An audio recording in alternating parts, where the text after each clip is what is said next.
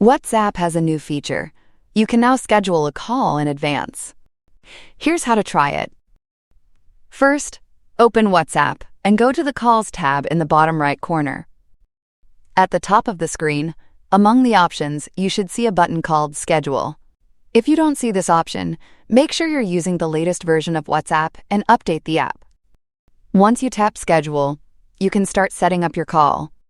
WhatsApp will automatically suggest a call title, but you can delete it by tapping the X and type your own.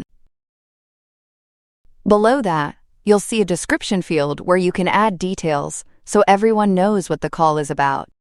For example, I'll type, "Organize Mom's birthday party." Next, set the date.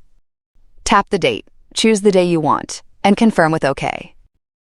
The same steps apply for setting the end date and end time. If you're not sure how long the call will last, just tap Remove End Time to remove the end time. Next, you can choose the call type. Tap Call Type and select whether you want a regular voice call or a video call. When everything is set, tap the arrow.